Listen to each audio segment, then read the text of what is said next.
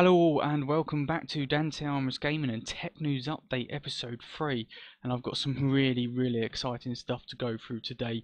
First of all, which you probably could have guessed from the headline of this, is Nvidia and their new Turing GPUs. Now there's going to be 3 that are coming out. They are going to be the Quadros, and these are going to be for professional workloads. What I mean by professional workloads is I'm talking about film, movie creators and game designers, and basically this is going to allow them to film and create in an 8K resolution, so making the edges and everything a lot more rounded, a lot more sharper, and a lot more detailed.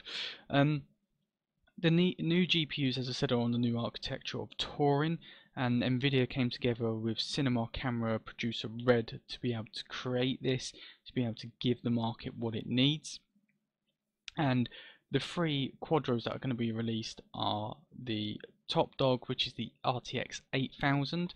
So this is 48 gigabytes of memory with 10 gigabytes a second ray tracing bandwidth, 4,608 CUDA cores, 576 tensor cores, and is going to be offered on the market around about $10,000. The RTX 6000, so the middle of them, is 24 gigabytes of memory, again 10 gigabays of ray tracing bandwidth, again same amount of CUDA cores and tensor cores as its bigger brother, the 8000. And then the smaller one of the family is the 5000. This is going to be a lesser card at 16 gigabytes of memory, 6 gigabays per second of ray tracing bandwidth, 3072 CUDA cores, 384 tensor cores, and is going to be around about $2,300. And I forgot to say the RTX 6000 is going to be around about $6,300.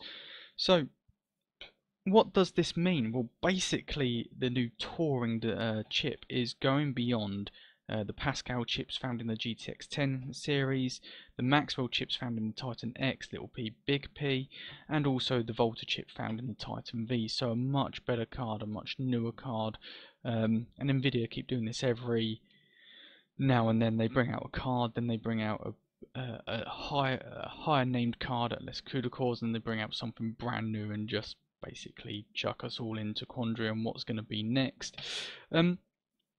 So this is the Turing chip and how it's split up. Sorry, there you go, with the display and the native HDR 8K display port by Virtual Link, the MV link there, so up to 100 gigabytes a second GPU to GPU memory access. The video 8K real-time encoding, which is going to be a 25% improved bit rate. Your memory all down here, your Turing chip and all its teraflops there, and its cache, your RT core, so your ray tracing core is there, and then your tensor cores all here. How does this sort of compare with the Pascal chip? Well, that is here. As you can see, the Pascal chip was 13 teraflops of FP32 and 50 tops of Int8, and the whole chip was a shader / compute chip, whereas the Turing is split into third. So your shader and compute chip is at the bottom here in the first third, and that's much greater at 16 teraflops and 16 tips. Your RT core in the second third of 10 gigabays a second ray tracing bandwidth, and then the other third is your tensor cores, which is split into 125 teraflops of FP16. So much greater than the Pascal and half the FP. 250 tops of Int8, so the Pascal is 200 tops Int8 lower, and 500 tops of Int4, so making everything much better. 11.8 billion XTORs on the Pascal compared to Turing, which is at 18.6. And the chip is much bigger, at 754 millimeters squared, and it's 48 plus 48 gigabytes at 14 gigahertz, whereas the original Pascal chip is at 24 gigabytes at 10 gigahertz. So much bigger, much better. It's good, basically rock. I can't wait to see anything produced with one of these chips. I have got a little video that I would want to show you guys of the ray tracing in real time. So I'm just going to play this for you.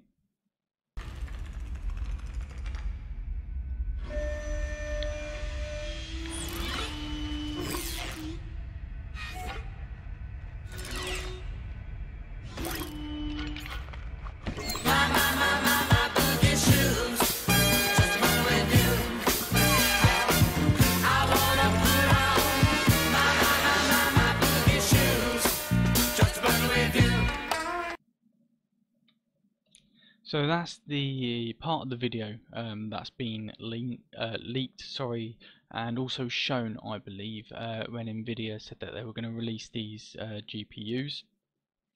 And they also teased a little something for Gamescom, which I've also got here. So I'm going to play this. Tell me what you think in the comments below.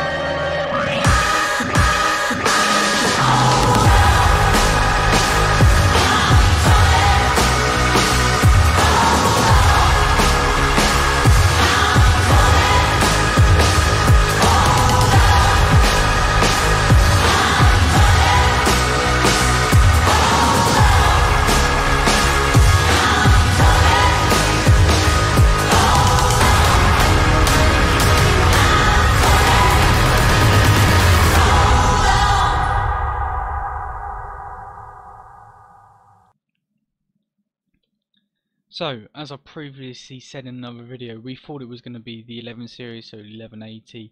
Turns out that hopefully at Gamescom, Nvidia are going to release the RTX 20 series. So these GPUs are going to be quite excessive, really. I can't wait to see them. So this is how the 2080 compares to a 1080, and the 2080 Ti compares to a 1080. Again, a lot of this is rumored or what we're going to be expecting. So obviously, as you can see, the new Turing chip is going to be on a 12 nanometer FinFET, so a smaller chip, but more is less. So we're going to get a GT 104 and RT 104 compared to the GP 104 on a 1080 and a GP 102 on a 1080 Ti. And like I said, a lot of this is actually just rumored. Founders Edition, hopefully, well, of the 1080 was at 699, whereas the 2080 is going to be around the same sort of figure, and the 2080 Ti I would have thought would have been around about 800 US dollars. So all the RTX preliminary specs are here. Roughly, a lot of it, is to be decided or to be confirmed. As we all know, it's going to be on the Turing chipset and 12 nanometers. CUDA cores, apparently they're all there, and that's what they're saying. However, I'm probably want to see some bigger numbers on maybe these two. So the 2560 and the 2048, so the 2060 and the 2070. And mind you, these are GDDR6. So even though the memory may look lower than a 1080 or 1080 Ti, the GDDR6 memory is much faster and much more capable of running games at higher resolutions.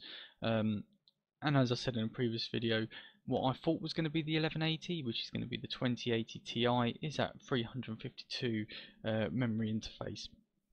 So what do these cards look like? Well, I've got a couple, I can only find 3, 2 of which are MSI, but this is Gigabyte's card.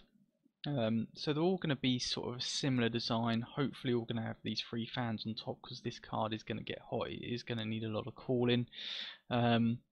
And these were found from videocards.com. This is the MSI Duke, again just matte black.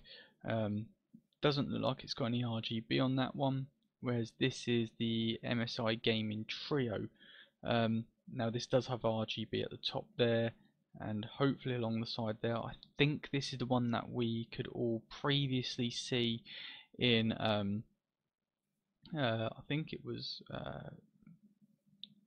China, when Nvidia went over there with one of their partners, iCraft, and showed it off. I could only get a very blurry picture. This is not that much better, but as you can see, we're going to have RGB graphics cards. So if you like your system lighting up, then this is going to be absolutely perfect for you. So moving on over to new news from Intel. They are going to be releasing an x599 chipset. This is going to be powering their Skylake X processors. The HEDT platform on these is going to be newer. You're going to have a new socket, which is going to be the LGA 3647. This was first seen at Computex, the one where they had the air conditioning unit at the back and rigged up. So we were going to be seeing the 28 core 56 thread processor on this new chip, and yeah, we saw Skylake X. It, however, could be when they come to release it the Cascade processor. We just don't know. But that's hopefully coming at the end of this quarter, the end of the year. Moving on as well, AMD, yes, it's no joke, this is real. This is following suit from Nvidia's new announcement of their new GPUs. There is going to be a new Intel discrete GPU coming to market, because they did do some for their servers, but this is coming to the market.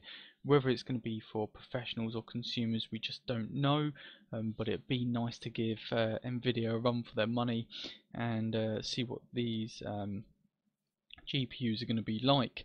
So yeah, coming in 2020, Chris Hook and Raja Koduri from AMD have both now gone to Intel, which is probably why Intel are going to be doing GPUs. And there is a video out there, so I found this on Twitter from Intel Graphics.